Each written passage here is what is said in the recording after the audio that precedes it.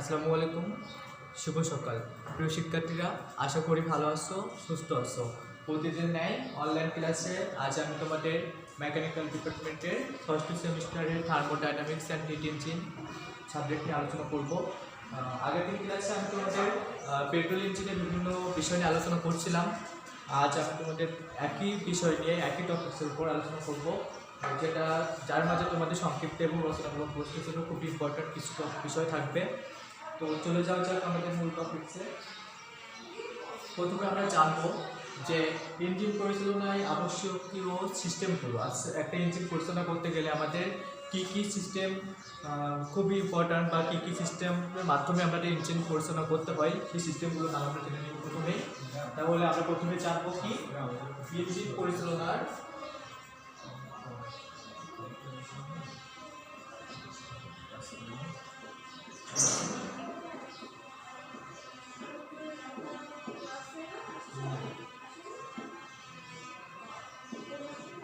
Engine পরিচালনার আবশ্যকীয়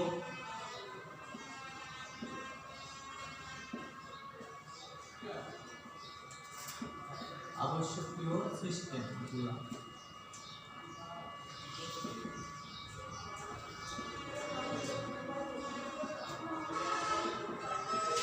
তাহলে কি আমরা একটা ইঞ্জিন পরিচালনা করতে গেলে কোন কোন সিস্টেমের মাধ্যমে আমরা ইঞ্জিন পরিচালনা করি, সেই অত্যাবশ্যকীয় সিস্টেমগুলো যা না হলে একদম ইঞ্জিন পরিচালনা করা যাবে না, সেই সিস্টেমগুলোর নাম আমরা জানবো। প্রথমে হচ্ছে জ্বালানি পদ্ধতি।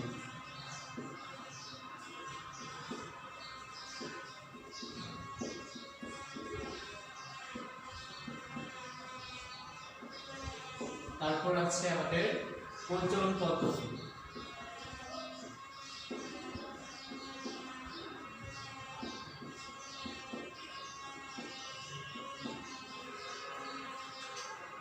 এরপর আছে আমাদের পিচ্ছিলকরণ পদ্ধতি।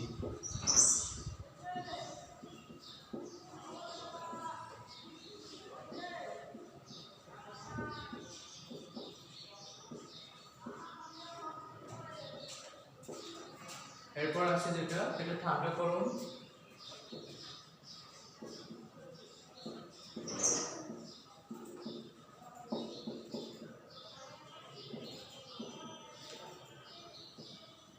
স্টার্টিং পদ্ধতি।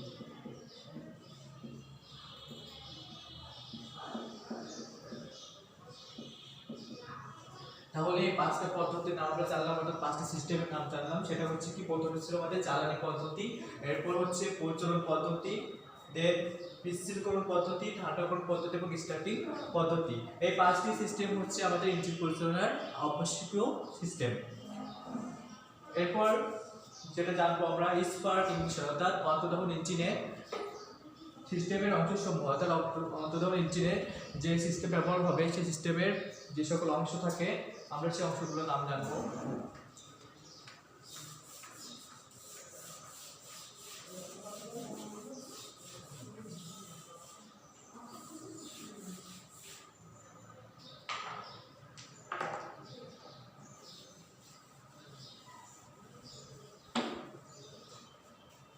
অর্থাৎ অন্তর্দহন ইঞ্জিনের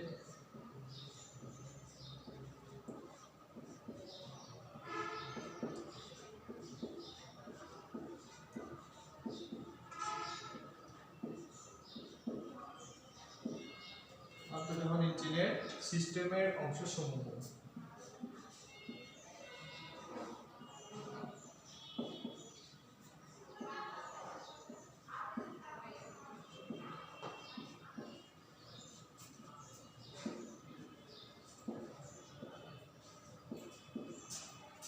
তাহলে অন্তর্দহন ইঞ্জিনের সিস্টেমের অংশসমূহ নাম আমরা জানবো। প্রথমে আছে আমাদের fuel tank.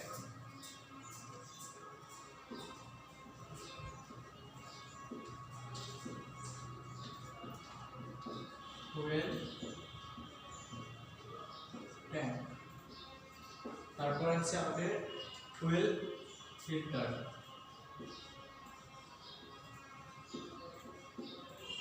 Fuel filter.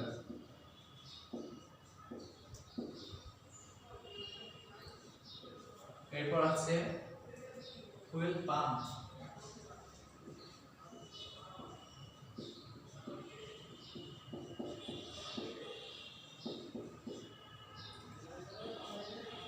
Next হচ্ছে কার্বোরেটর,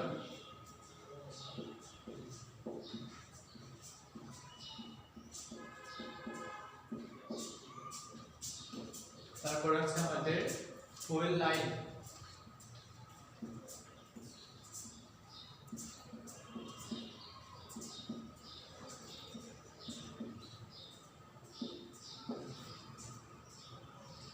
হচ্ছে ইনটেক ম্যানিফোল্ড আর এয়ার ক্লিনার। ইনটেক ম্যানিফোল্ড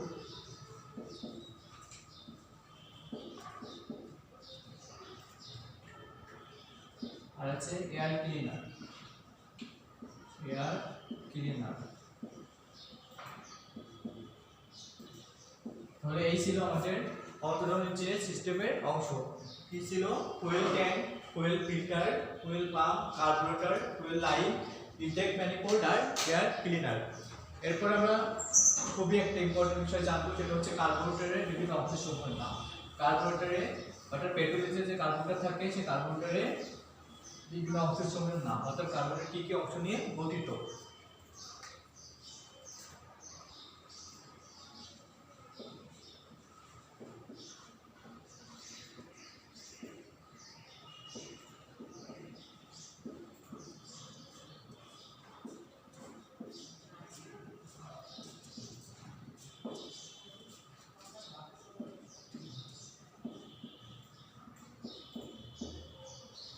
কার্বোরেটরের প্রধান অংশ কি আছে? প্রথমে আছে আমাদের চেক ভালভ,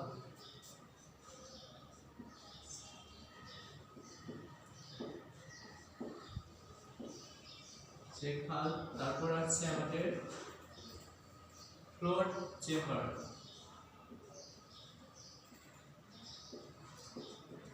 ফ্লোট চেম্বার।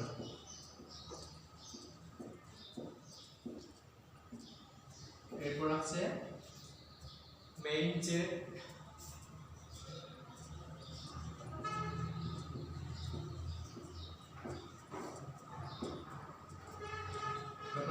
সুবি।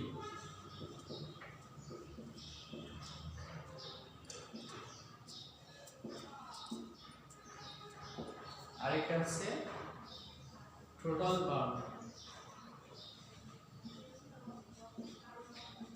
Throttle bulb.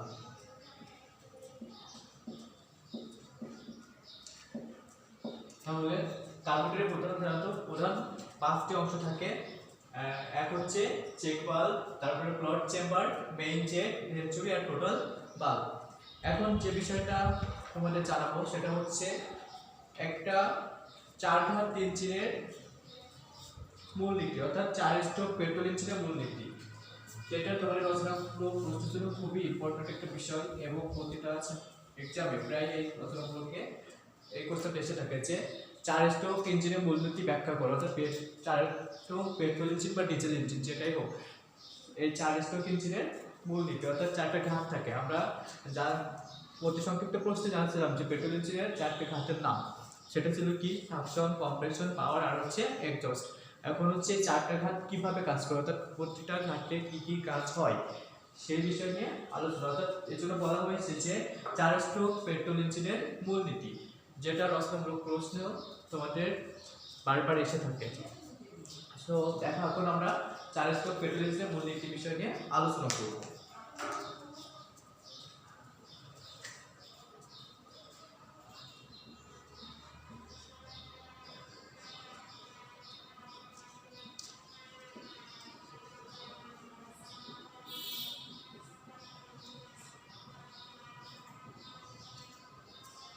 चार स्ट्रोक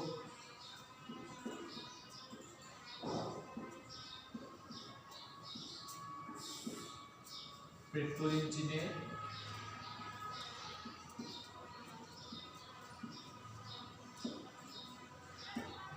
मूलनीति।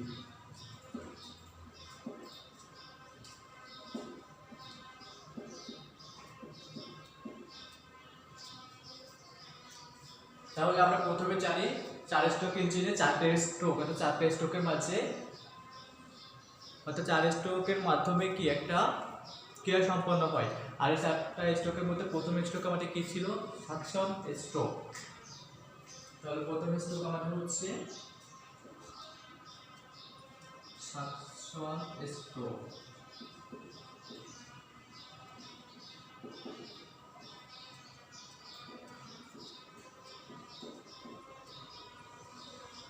এখন এই সাকশন স্ট্রোকে আমাদের কি কাজ হয় বা কি কাজ এই সাকশন স্ট্রোকে সেটা আমরা জানবো। যে যখন এই সাকশন স্ট্রোকে কাজ হয় তখন হচ্ছে পিস্টন টিডিসি হতে বিডিসি এর দিকে যায়। তাহলে এখানে প্রথমে পিস্টন হবে, পিস্টন টিডিসি হতে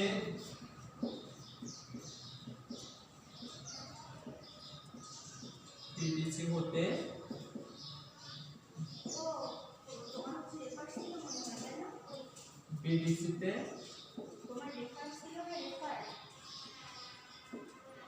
যায়। অর্থাৎ তোমরা বুঝতে পারছো টিডিসি আর বিডিসি এর ফুল মিনিং আমি বলছিলাম, টপ ডেড সেন্টার আর হচ্ছে বটম ডেড সেন্টার। অর্থাৎ টিডিসি হচ্ছে উপরের দিকে আর বটম বিডিসি হচ্ছে নিচের দিকে। অর্থাৎ টিডিসি হচ্ছে টপ ডেড সেন্টার আর বিডিসি হচ্ছে কি বটম ডেড সেন্টার। অর্থাৎ পিস্টন টপ ডেড সেন্টার হতে অর্থাৎ উপর থেকে নিচের দিকে যায়, এটা বলছে। তারপর বলছে এতে সিলিন্ডারের শূন্যতার সৃষ্টি হয়। এতে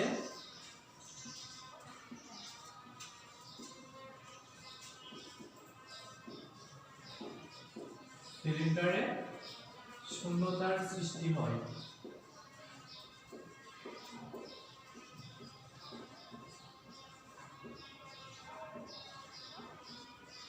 শূন্যতার সৃষ্টি হয়। তারপর আছে ইনটেক ভালভ খোলা থাকে,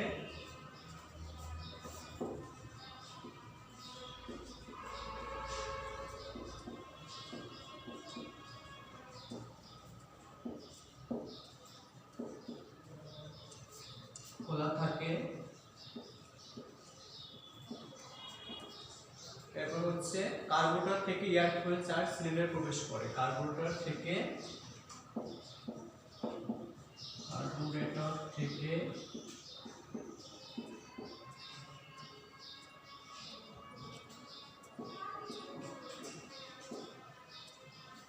এয়ার ফুয়েল চার্জ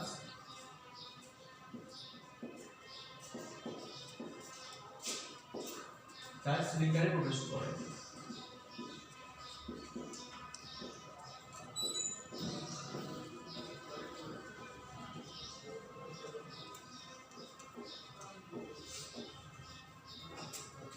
তাহলে সাকশন স্ট্রোকের কাজ কি ছিল আমাদের? অর্থাৎ সাকশন স্ট্রোকে কি কাজ সম্পন্ন হয়ে থাকে?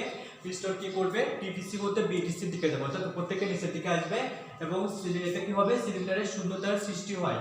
তারপর হচ্ছে এই স্ট্রোকে ইনটেক ভালভ খোলা থাকবে আর ইনটেক ভালভ দিয়ে সিলিন্ডারে কার্বোরেটর থেকে যে এয়ার ফুয়েল মিক্সার তৈরি হয় ওই এয়ার ফুয়েল মিক্সার সিলিন্ডারে প্রবেশ করবে। এরপর হচ্ছে আমাদের কম্প্রেশন স্ট্রোকের কাজ।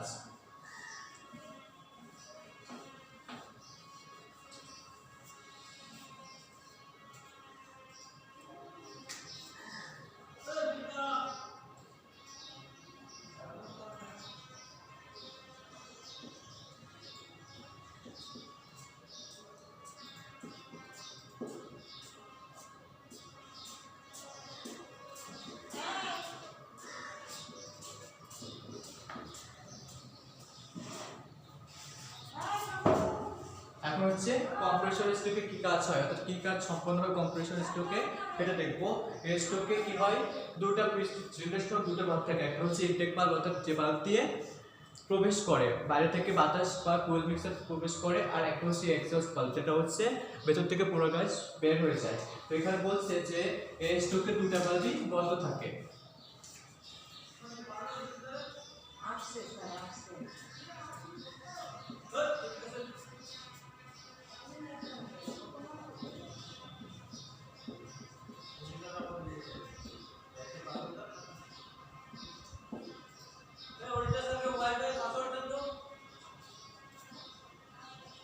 অর্থাৎ এয়ার স্টকে এক্সস্ট এবং ইনটেক উভয় ভালভ বন্ধ থাকে। তারপর হচ্ছে কি বলছে, পিস্টন হচ্ছে বিডিসি হতে টিডিসি এর দিকে যায়। পিস্টন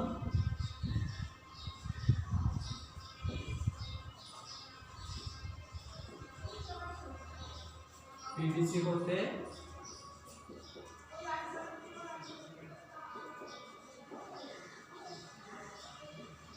টিডিসি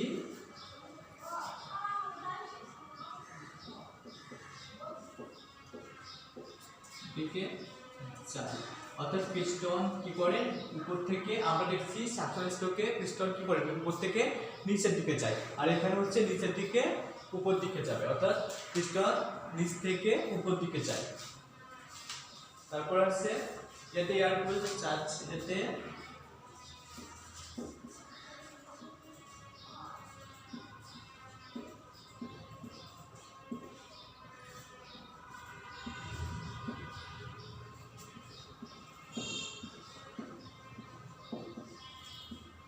এয়ার কুলের চার্জে কি হবে, চাপ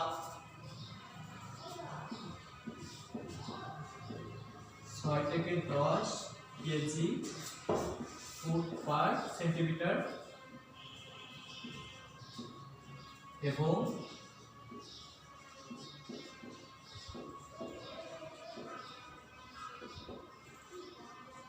তাপমাত্রা 250 থেকে তাপমাত্রা বেড়ে 250 ডিগ্রি থেকে 300 ডিগ্রি সেন্টিগ্রেড হয়ে থাকে।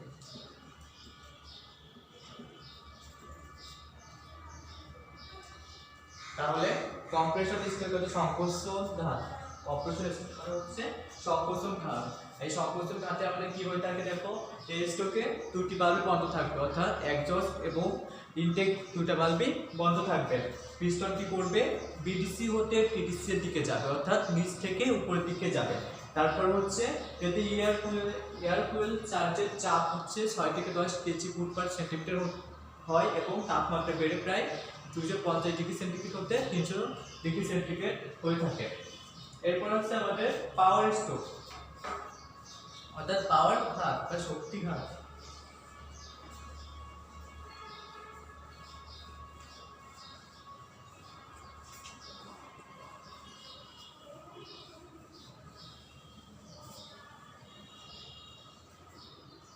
এখন আছে আমাদের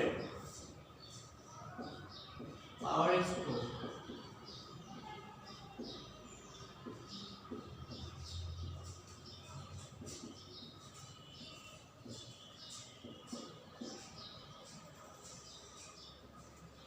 অর্থাৎ শক্তি উৎপন্ন হয় যে ঘাতে সেটাকে আমরা বলবো পাওয়ার স্ট্রোক।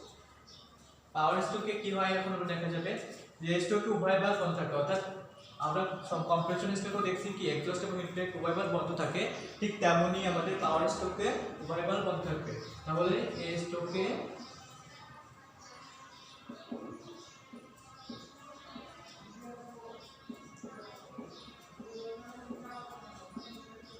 উভয় ভালভ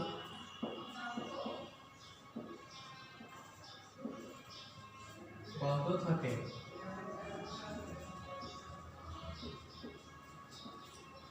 এরপর হচ্ছে পিস্টন গ্যাসের চাপে পিস্টন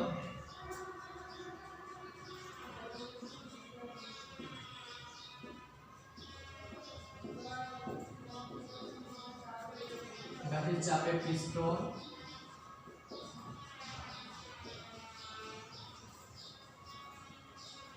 টিডিসি হতে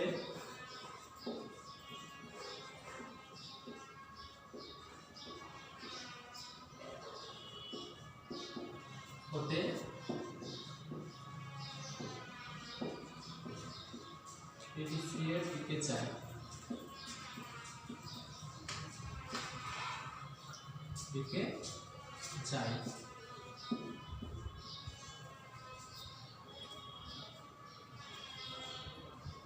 এবার এয়ার কুল মিক্সার এ এবার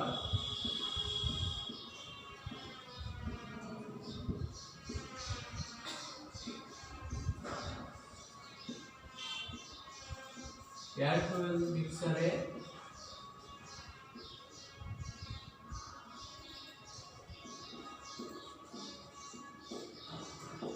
ইলেকট্রিক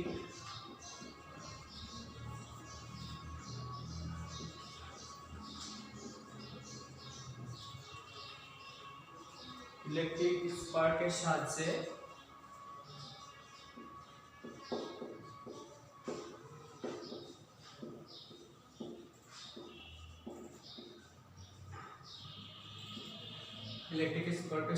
প্রজ্বলন ঘটানো হয়।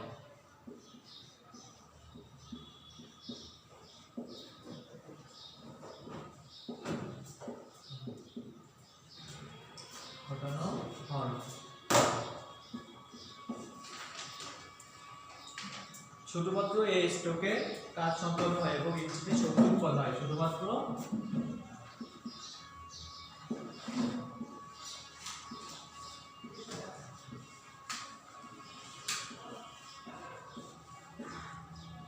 স্ট্রোকে শক্তি উৎপন্ন হয়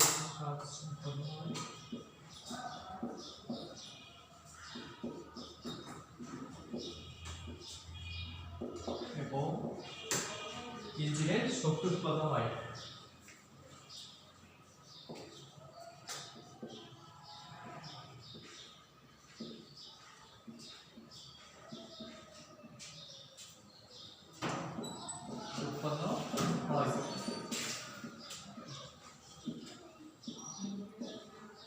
তাহলে আমাদের পাওয়ার স্ট্রোকের কাজ কি ছিল দেখো, এই স্ট্রোকে উভয় বাল্ব বন্ধ থাকবে, ইনটেক এবং এক্সস্ট উভয় বাল্ব বন্ধ থাকবে এবং গ্যাসের চাপে পিস্টন কি করবে, টিডিসি হতে বিটিসি দিকে যাবে, অর্থাৎ উপর থেকে নিচে নামবে।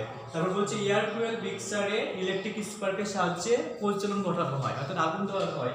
তারপর হচ্ছে শুধুমাত্র এই স্ট্রোকে কাজ সম্পন্ন হয় এবং ইঞ্জিনের জন্য পর্যাপ্ত শক্তি শুধুমাত্র এই পাওয়ার স্ট্রোকেই সম্পন্ন হয়ে থাকে। এরপর হচ্ছে আমাদের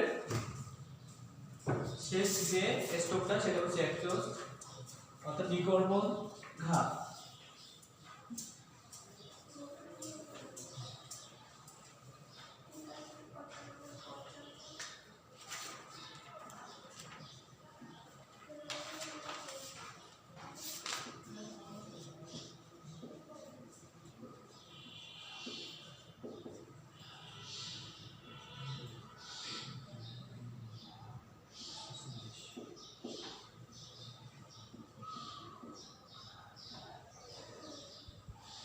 এখন আমরা জানবো যে লাস্ট যে স্ট্রোকটা থাকে অর্থাৎ এক্সস্ট স্ট্রোক, এই স্ট্রোকের কাজ কি। এক্সস্ট বাল্ব প্রত্যেক এই স্ট্রোকে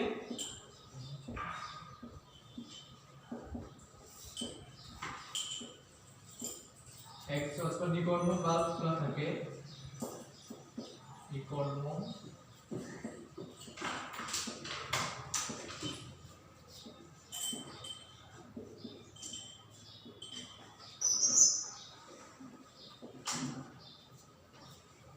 স্ট্রোকে কি হবে, আমাদের নির্গমন বাল্ব খোলা থাকবে এবং পিস্টন বিডিসি হতে টিডিসি দিকে যাবে, পিস্টন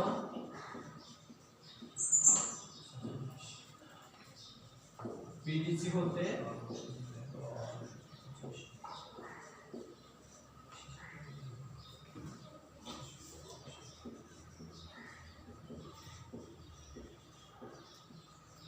টিডিসি এর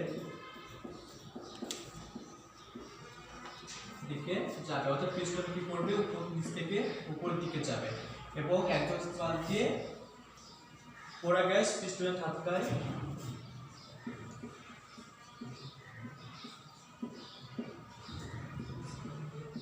পোড়া গ্যাস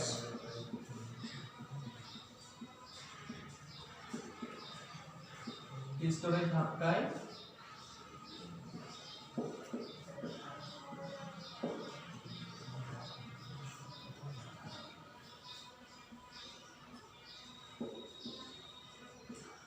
এক্সস্ট বাল্ব দিয়ে বের হয়ে যাবে।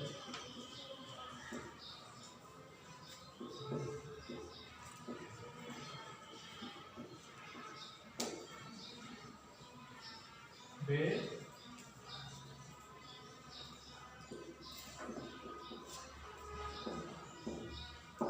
তাহলে তাহলে আমাদের এই লাস্ট এক্সস্ট স্ট্রোকের কাজ কি ছিল দেখলাম আমরা। এই স্ট্রোকে নিকোরন বাল্ব খোলা থাকে, আমরা চাচ্ছি যে দুইটা বাল্ব থাকে পিস্টনে, একটা সিলিন্ডারে, একটা হচ্ছে ইনটেক বাল্ব, একটা হচ্ছে এক্সস্ট বাল্ব অর্থাৎ নিকোরন বাল্ব। এখন এই এক্সস্ট স্ট্রোকে নিকোরন বাল্ব খোলা থাকবে, পিস্টন হচ্ছে কি বিডিসি হতে টিডিসির দিকে যাবে অর্থাৎ নিচ থেকে উপরের দিকে যাবে, পোড়া গ্যাস পিস্টন ধাক্কায় এক্সস্ট বাল্ব দিয়ে বের হয়ে যাবে। এই ছিল আমাদের 4 স্ট্রোকের অর্থাৎ 4 স্ট্রোক পেট্রোল ইঞ্জিনের মূলনীতি, অর্থাৎ চারটা ঘাতের মাধ্যমে যে ইঞ্জিনের শক্তি উৎপন্ন হয়। তাহলে আমরা এই 4টা ঘাত সম্পর্কে জানলাম। এক ছিল আমাদের কি, প্রথমে ছিল সাকশন স্ট্রোক, তারপরে ছিল কম্প্রেসর স্ট্রোক, তারপরে ছিল পাওয়ার স্ট্রোক, এন্ড লাস্টে যেটা ছিল সেটা হচ্ছে এক্সস্ট স্ট্রোক। আমরা এই 4টা ঘাতের কি কাজ সম্পন্ন হয় বা কীভাবে কাজ হয় এটা ডিটেলস জানলাম। এটাই ছিল তোমাদের রচনামূলক প্রশ্ন, ছিল খুবই ইম্পর্ট্যান্ট। অবশ্যই সাথে চিত্র অ্যাড করতে হয়, কিন্তু আমি তোমাদের চিত্র অ্যাড করে দেখালাম না। অবশ্যই তোমরা প্রত্যেকটা ঘাতের জন্য চিত্র আসছে বইয়ে, অবশ্যই সেটা ফলো করবে এবং এই কোশ্চেনটা তোমরা খুবই ভালো করে আয়ত্ত করে নেবে, কারণ এটা রচনামূলক প্রশ্নের জন্য খুবই ইম্পর্ট্যান্ট তোমাদের জন্য। তো প্রিয় শিক্ষার্থীরা, আজকে তোমাদের যে বিষয়গুলো জানা ছিল সেগুলো আমি তোমাদের জানলাম। প্রথমেই ছিল হচ্ছে তোমাদের জন্য ইঞ্জিন পরিচালনার যে সিস্টেম ছিল সেই সিস্টেমগুলো, আবশ্যকীয় সিস্টেমগুলো, তারপর হচ্ছে অটোডোর ইঞ্জিনের সিস্টেমের বিভিন্ন অংশ এবং কার্বোরেটরের বিভিন্ন অংশের নাম জানাইছি। এখন হচ্ছে তোমাদের সবথেকে যে ইম্পর্টেন্ট বিষয়টা ছিল যে 4 স্ট্রোক ইঞ্জিনের মূলনীতি, এটা কিন্তু খুবই, আমি আবারও বলছি, খুবই ইম্পর্টেন্ট। সো আজকে পর্যন্ত, আশা করি ভালো থাকবে, সুস্থ থাকবে। আল্লাহ হাফেজ।